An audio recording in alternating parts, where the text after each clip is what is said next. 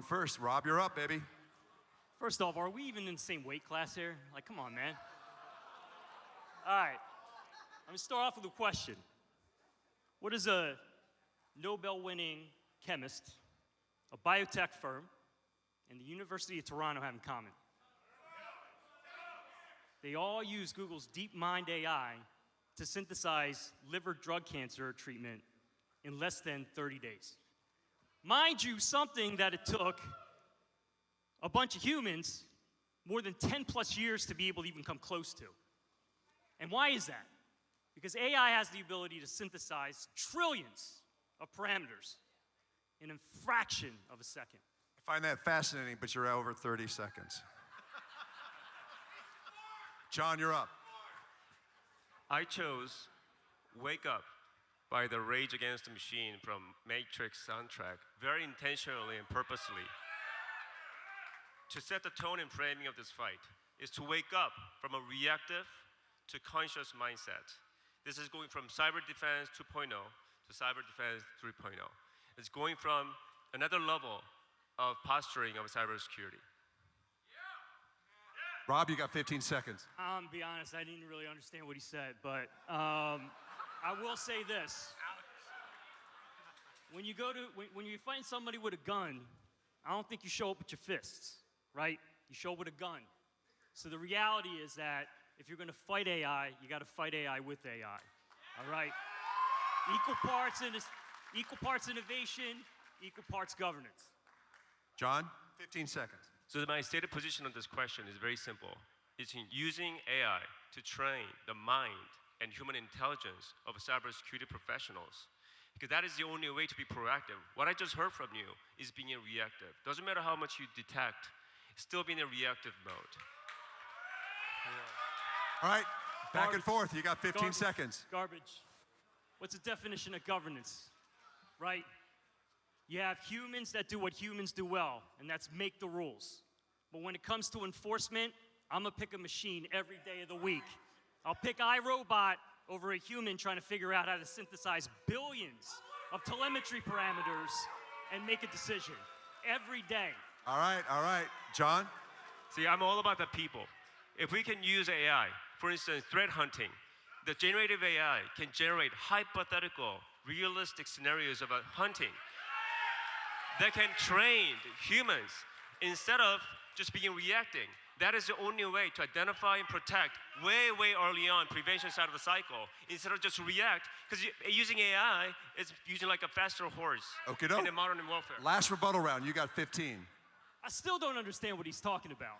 I'm be honest, all right? All I know is that in every platform that you talk about, all these security vendors that are even out here, what are they using? AI, okay? AI. They're using AI. So the reality is that as these platforms are being built, they're using the same technologies that you're all booing at. All right, 15 seconds before we go to our refs. You're up, John. Strategy without tactics is the slowest route to victory. But tactics without strategy is a noise before defeat. All I hear from you is a noise, nothing but noise. That's okay, that's good. He gave us 15 seconds. Now we're gonna go to the refs, who are gonna keep you honest. And our first one is Robbie. Speak into the mic. I gotta tell you, I think you should use some AI to figure out that if you're gonna hand out gifts, you should give them to the referees as well. Where are my socks? Okay, I heard threat hunting. Give me another specific use case I can use today to use AI in countering cyber threats. All right, John, you're going first. The threat hunting is the first, because the protective mindset of cyber professional people are very limited with their imaginations. So, using AI besides using knowledge corpus. Besides threat hunting. The second is a data protection. Going from a just access control to more ID analytics to know what is the right people, the right access to right data for the right reason.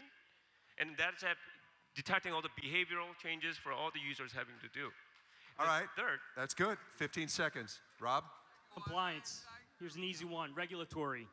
Imagine being in a healthcare provider, being able to walk up to your AI-based terminal and ask them, give me all the HIPAA violations from today.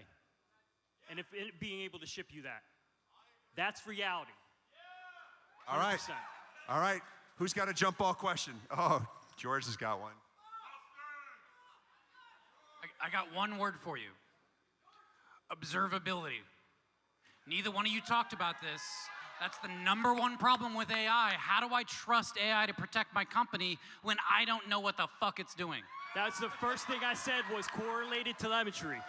I'm going to let you go first. It's the Rob, first you're thing going I to go talked first. about in my opening. Billions of telemetry points that we're trying to synthesize. That's observability. That's correlated telemetry. It's applied observability. That's part of it.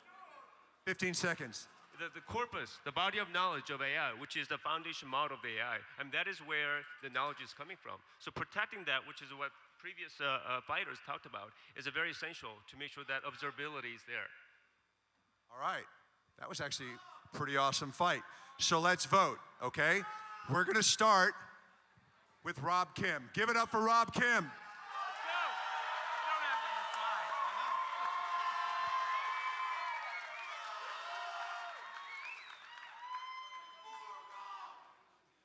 Okay. What do you got for John Shin?